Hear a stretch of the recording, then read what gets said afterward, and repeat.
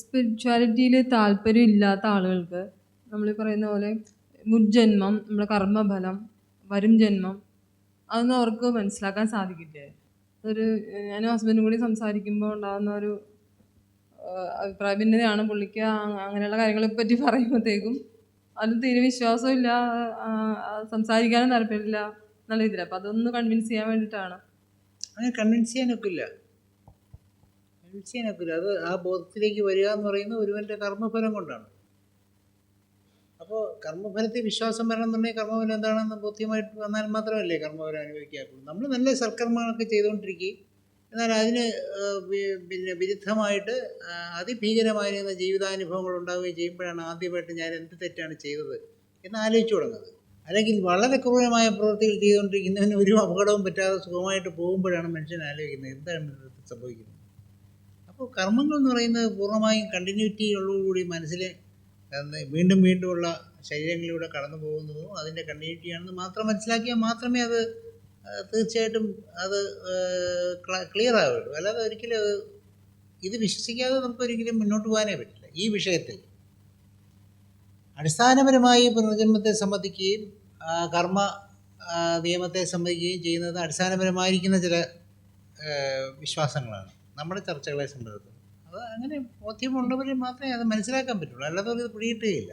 അത് മനസ്സിലാക്കാനുള്ള സമയമാകുമ്പോൾ മനസ്സിലാക്കിക്കോളും, അത്രയേ ഉള്ളൂ. അതിന് ഒരു കൺവിൻസ് ചെയ്യുക എന്നൊരു ക്വസ്റ്റ്യനേ ഉണ്ടാകുന്നില്ല. Because I never convince anything to anybody.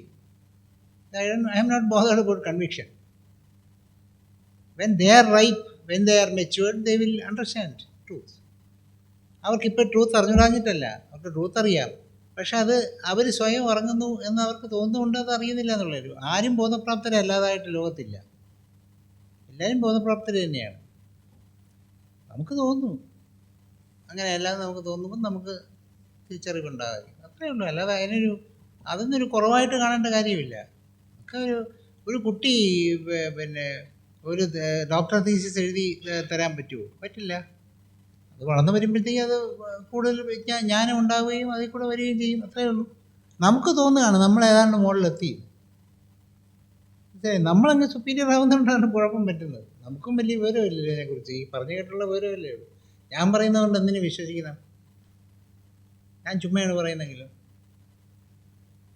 ഞാൻ വെറുതെ പറയുകയാണ്. കർമ്മ നിയമത്തെക്കുറിച്ച് വെറുതെ തള്ളുകയാണെങ്കിൽ എങ്ങനെ അറിയാൻ പറ്റും? അതുകൊണ്ട് സ്വന്തം അനുഭവത്തിൽ കൂടെ മാത്രം വിശ്വസിക്കുക, അല്ല ഒരിക്കലും അത് മനസ്സിലാക്കി എന്ന് തെറ്റിദ്ധരിക്കണ്ട. നമ്മുടെ കർമ്മവാസനകൾ ഒത്തുവരികയാണെങ്കിൽ നമുക്കത് സ്വീകരിക്കാൻ തോന്നും, അല്ലെങ്കിൽ അത് എപ്പോഴും അതിൻ്റെ സംശയത്തോടുകൂടി തന്നെ കിടക്കും, പിന്നെ ഉറക്കില്ല. അതൊക്കെ ആ കർമ്മഫലമാണ്, അതല്ല വേറൊന്നും പറഞ്ഞിട്ട് കാര്യമില്ല. കൺവിൻസ് ചെയ്യേണ്ട കാര്യമേ ഇല്ല എന്നാണ് എൻ്റെ അഭിപ്രായം. ദൈവവിശ്വാസം, അടിസ്ഥാനപരമായി ദൈവവിശ്വാസം ഉണ്ടാവണമെന്ന് യാതൊരു നിർബന്ധവുമില്ല. ദൈവവിശ്വാസികളായിരിക്കുന്നവരൊക്കെ മനുഷ്യരെല്ലാം നന്നായിട്ടാണോ, നന്മയോടുകൂടിയാണോ മനുഷ്യരോട് പെരുമാറുന്നത്? അല്ലല്ലോ. ഇല്ല, അതുപോലെ നന്മയായിട്ട് സഹജീവികളോട് പെരുമാറാൻ പഠിക്കുക എന്നുള്ളതാണ് ഏറ്റവും പ്രധാനപ്പെട്ട കാര്യം. ദൈവവിശ്വാസം ഉണ്ടാകണമെന്ന് നിർബന്ധമൊന്നുമില്ല, അതിന് കാര്യമൊന്നുമില്ല. എത്രയോ വിശ്വാസികൾ വളരെ അപകടകാരികളാണ്. അതിനേക്കാൾ വലിയ എത്രയോ നിരീശ്വരവാദികളായിരിക്കുന്നവർ നല്ല സഹൃദയരും മനുഷ്യരുമാണ്.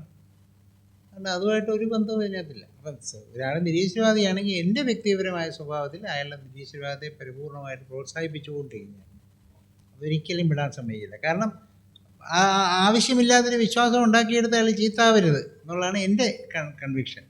If you want conviction, I will convince him that it is good to be a rationalist. അതാണ് സത്യം, എൻ്റെ സ്വഭാവമാണ്. അല്ലാതെ വേറെ വഴിമാറ്റി കൊണ്ടുപോയിട്ടൊന്നും ഒരു കാര്യമില്ല. അത്തരം വഴിമാറ്റമൊക്കെ ഈ പറഞ്ഞ ഇവാഞ്ചലിസമാണ്. നമ്മുടെ മാർഗമാണ് ശരി, നമ്മൾ വിശ്വസിക്കുന്നതാണ് ശരി, അത് നിങ്ങളും കൂടെ വിശ്വസിച്ചാലേ ഉള്ളൂ എന്ന് പറയുന്നെങ്കിൽ എനിക്ക് എൻ്റെ ധർമ്മത്തിലോ എൻ്റെ പാതയിലോ വിശ്വാസമില്ല എന്നുള്ളത് കൊണ്ട് മാത്രമാണ് ഞാനൊരു കൂട്ടന്വേഷിക്കുന്നത്. മനസ്സിലായോ? ഗൗതമബുദ്ധനാണെങ്കിൽ പോലും ആ ധർമ്മത്തെ പ്രചരിപ്പിക്കാൻ ശ്രമിക്കുമ്പോൾ ഗൗതമബുദ്ധന് തന്നെ സംശയം ഉണ്ടായിരുന്നു എന്ന് പറയാൻ ഞാൻ മടിക്കുന്നില്ല.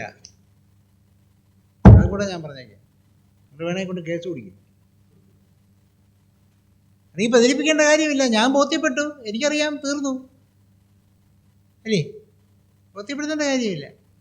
ലോകം അവസാനിക്കുമ്പോൾ നിങ്ങൾക്ക് പേടിയുണ്ട്, എൻ്റെ ചുറ്റും വന്ന് നിന്നോളി എന്ന് പറയും പോലെയാണ്.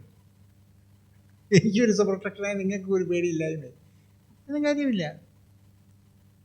വിശ്വാസിയായിരിക്കുന്നവൻ അവൻ്റെ വിശ്വാസം അടിച്ചേൽപ്പിക്കാൻ ശ്രമിക്കുന്നത് അവൻ്റെ വിശ്വാസത്തിന് അവന് വിശ്വാസം ഇല്ലാത്തതുകൊണ്ട്. അവിശ്വാസിയായിരിക്കുന്നവൻ അവിശ്വാസത്തെക്കുറിച്ച് സംസാരിച്ചുകൊണ്ടിരിക്കുന്ന കാര്യം അവൻ്റെ അവിശ്വാസത്തിന് അവന് വിശ്വാസം ഇല്ലാത്തതുകൊണ്ട്. മനസ്സിലായില്ല? ഇല്ലാത്തവൻ ബോധറിയില്ല, വേറെ ആലോചിക്കേണ്ട കാര്യമില്ലല്ലോ. എന്തിനാണ് നമ്മൾ ക്ലാസ് എടുക്കാൻ പോകുന്നത്? അപ്പോൾ ഈ ബോധകന്മാരായിരിക്കുന്നവർ പലരും അവരുടെ പല കാര്യങ്ങളിലും വിശ്വസിക്കുന്നില്ല എന്ന് തന്നെ കണക്ക് കൂട്ടിക്കും. അതുകൊണ്ടാണ് അവർ പിടിച്ച മുയലിന് 3 കൊമ്പ് പറഞ്ഞുകൊണ്ടിരിക്കുന്നത്. അതുകൊണ്ട് ഒന്നിനെയും നമ്മൾ ഡോഗ്മാറ്റിക് ആക്കരുത്, വരട്ടുവാദങ്ങളാക്കരുത്, ഡോഗ്മകളാക്കരുത്. എല്ലാത്തിനും അതിൻ്റേതായ അസ്തിത്വമായിരിക്കുന്ന സാഹചര്യങ്ങളുണ്ട്. അവയ്ക്കെല്ലാം സത്യാവസ്ഥയുണ്ട്, അവയ്ക്കൊക്കെ പ്രസക്തിയുമുണ്ട്. അല്ല ഞാൻ വിചാരിക്കുന്നത് മാത്രമാണ് ശരി എന്ന് വിചാരിച്ചാൽ ഒരു തീവ്രവാദമാണ്. നമ്മൾ മറ്റൊരു തീവ്രവാദം എന്തിനാണ് ഉണ്ടാക്കുന്നത്? ഉള്ള തീവ്രവാദങ്ങൾ കൊണ്ട് തന്നെ മനുഷ്യനിപ്പോൾ തട്ടി നടക്കാൻ വയ്യാതായിരിക്കുന്നു. ഇനിയാണ് ഇനിയിപ്പോൾ അടുത്ത തീവ്രവാദം കൊണ്ട് ഉണ്ടാക്കുന്നത്. ഇതൊക്കെയാണെങ്കിലും ഒരു പക്ഷേ ഒരു ബുദ്ധൻ്റെ മരണത്തിന് ശേഷം അതിൻ്റെ പേരിൽ മതങ്ങളും സംഘടനകളും പ്രസ്ഥാനങ്ങളും ഒക്കെ ഉണ്ടായിപ്പോവും. അതൊക്കെ മനുഷ്യ സഹജമായിരിക്കുന്ന ചെറ്റത്തരങ്ങളാണ് മലയാളത്തിൽ പറഞ്ഞത്. അവനെ നിരോധിക്കാൻ പറ്റില്ല. അവൻ അവൻ്റേതായ വാസന അനുസരിച്ച് സംഘടിക്കാൻ ശ്രമിക്കും. ഒറ്റയ്ക്ക് നിൽക്കാൻ പേടിയായതുകൊണ്ട് അവൻ ബാക്കിയുള്ളവർ എന്തുകൊണ്ടാണ് പൂവൻകോഴി 3 പ്രാവശ്യം പോകുന്നതിന് മുമ്പ് തള്ളി പറയാൻ കാരണം? കൂടെ നടന്നിട്ട് പത്രോസിന് ഭയമായിരുന്നു, വേറൊന്നുമല്ല. പത്രോസിനെ കൂടെ പിടിച്ചുകൊണ്ട് കുരിശി തറയ്ക്കുമെന്ന് ഭയമായിരുന്നു. അതുകൊണ്ടല്ലേ അങ്ങനെ കാണിച്ചത്. ഇതുപോലെ ഭയമാണ് സംഘടിപ്പിക്കുന്നതിന് കാരണം. ഭയത്തിൽ നിന്നാണ് ഈ സംഘടന മുഴുവൻ ഉണ്ടാക്കുന്നത്, പ്രസ്ഥാനങ്ങൾ. നമുക്ക് ചുറ്റുമുള്ള ക്ലസ്റ്ററുകൾ ഉണ്ടാക്കുക എന്ന് പറയുന്ന പ്രകൃതി നിയമത്തിന് വിരുദ്ധമാണത്. പ്രകൃതി വൈവിധ്യമായിരിക്കുന്ന ബോധത്തോടുകൂടി മനുഷ്യൻ പോകണമെന്ന് തീരുമാനിച്ചിട്ടുണ്ട്. എൻ്റെ ബോധമല്ല ഇയാളുടെ അല്ല അയാളുടെ അങ്ങനെ പോവുക എന്നുള്ളതാണ് പ്രകൃതി നിശ്ചയിച്ചിരിക്കുന്നത്. നമ്മളെല്ലാവരും കൂടെ ഒരു ബോധത്തിൽ കൂടെ പോവാം എന്ന് വിചാരിക്കുന്നിടത്ത് ഒരു അപാകതയുണ്ട്. അതിൻ്റേതായ കർമ്മഫലമുണ്ട്. അങ്ങനെ തീരുമാനിക്കുന്നിടത്ത് പോലും കർമ്മഫലമുണ്ട്. നമ്മൾ ഇത്തരത്തിലൊരു കൂട്ടായ്മ നടത്തി സംസാരിച്ചുകൊണ്ടിരിക്കുന്നതിനും കർമ്മഫലമുണ്ട്. അതിനും എനിക്ക് അനുഭവിക്കേണ്ടി വരും, സംശയമൊന്നുമില്ല. ഇതൊക്കെ ഇതിൽ നിന്നൊന്നും ആരും രക്ഷപ്പെടാനൊക്കില്ല. ഓരോ ചിന്തയ്ക്കും ഓരോ വാക്കിനും ഓരോ പ്രവൃത്തിക്കും ഫലമുണ്ട്. അപ്പോൾ ആരെങ്കിലും നമ്മൾ കൺവിൻസ് ചെയ്യാൻ ശ്രമിക്കുന്നു എന്ന് മനഃപൂർവ്വം തീരുമാനിക്കുകയാണെങ്കിൽ അതൊരു വയലൻസാണ്. ചുമ്മാ ഇരിക്കുന്ന ഒരാളെ അടി കൊടുത്ത് അനുസരിപ്പിക്കുക എന്ന് പറയുന്ന പോലെ നമ്മൾ ഒരു കാര്യം അവരുടെ അയലിലേക്ക് ചെലുത്തി അവരുടെ ആ ബോധമണ്ഡലത്തെ തകിടം മറിക്കാൻ ശ്രമിക്കുന്നു. അതിൻ്റെ ആവശ്യമില്ല. മറിച്ച് നമുക്ക് അത്തരത്തിലൊരു സുഹൃത്ത് ഉണ്ടാവുകയാണെങ്കിൽ ആ സുഹൃത്തിൻ്റെ ആ അവസ്ഥയിലേക്ക് നമ്മൾ താതാത്മ്യം പ്രാപിക്കുക. നമ്മൾ അങ്ങോട്ടൊന്ന് നടന്നു നോക്കൂ, ആ വഴിയിലേക്ക് നടന്നു നോക്കൂ. ആ വഴിയിലുള്ള അയാൾ അതുപോലെ സമാനമായിരിക്കുന്ന ഒരു തുറവിയോടുകൂടി ഒരു എന്താ പറയാൻ പറ്റും, വിശാല ഹൃദയത്തോടുകൂടി നമ്മെ സമീപിക്കും, നമ്മുടെ ആശയങ്ങളെ സമീപിക്കും. അപ്പോൾ സത്യം മനസ്സിലാക്കാൻ ശ്രമിക്കും. നമ്മുടെ പ്രസ്ഥാനത്തിൽ ഞങ്ങളുടെ ഗുരുവിനെ സംബന്ധിക്കുന്ന ഒരക്ഷരമോ ഒരു സ്ഥലത്തും പറയാനോ അല്ലെങ്കിൽ പ്രചരിപ്പിക്കാനോ ശ്രമിക്കാറില്ല. അങ്ങനെ ഒരാശ്രമവും ലോകത്തും ഇല്ല, ലോകത്തോരിടത്തും ഇല്ല. എനിക്ക് ധൈര്യമായിട്ട് പറയാം. അക്കാര്യത്തിൽ മിടുക്കന്മാരല്ല. ഒരു രീതിയിലും പ്രചരിപ്പിക്കില്ല. പക്ഷെ എന്ന് പറഞ്ഞാൽ അറിയാതിരിക്കുന്നുണ്ടോ? ആൾക്കാർക്ക് താല്പര്യം തോന്നുമ്പോൾ എന്താണ് ഇവരെ ഇതിന് പ്രേരിപ്പിക്കുന്ന ഘടകം എന്നവരന്വേഷിക്കും സ്വാഭാവികമായിട്ട്. അപ്പോൾ അതിന് പ്രേരിപ്പിക്കുന്ന ഘടകം നമ്മളിലുള്ള നന്മയാണ്. നമ്മളിൽ നന്മയുണ്ടെങ്കിലേ അത് അന്വേഷിക്കാൻ പോകുള്ളൂ, ഇല്ലെങ്കിൽ അത് തിരസ്കരിച്ചിട്ട് പോകും. മനസ്സിലായില്ലേ? കളഞ്ഞിട്ട് പോകും, പോടേന്ന് പറഞ്ഞിട്ട്. മനസ്സിലായില്ലേ? അതിൻ്റെ ആവശ്യമില്ല. അതല്ല ഇവിടെ ആവശ്യം. അവർക്ക് സമാധാനവും ശാന്തിയും ഉണ്ടാവുക, അവർക്കൊരു സന്തോഷം ഉണ്ടാവുക എന്നുള്ളതിൽ കവിഞ്ഞ് അവർ ഈ പറയുന്ന പോലെ നമ്മൾ ആരാധിക്കുന്ന ഗുരുവിനെ അവരും കൂടെ ആരാധിക്കണം എന്നത് ഗുസ്തി പിടിക്കേണ്ട യാതൊരു കാര്യവുമില്ല. അതുകൊണ്ട് തന്നെ വ്യക്തിപരമായിട്ട് ഈ അത്തരത്തിലൊരു വാശി പിടിക്കുന്നവരോട് എനിക്ക് മാനസികമായിട്ട് അകൽച്ച ഉണ്ടാവാറുണ്ട് ഈ അടുത്ത കാലത്ത്.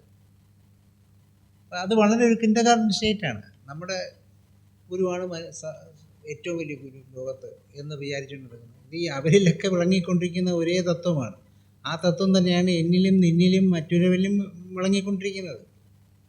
അത് മനസ്സിലാക്കാൻ തന്നെ ഏത് ഗുരുവും പറഞ്ഞിട്ടുള്ളത്, അല്ലാതെ ആരും പറഞ്ഞിട്ടില്ല. എന്നെ ചോദിച്ചോളി അറിയില്ല.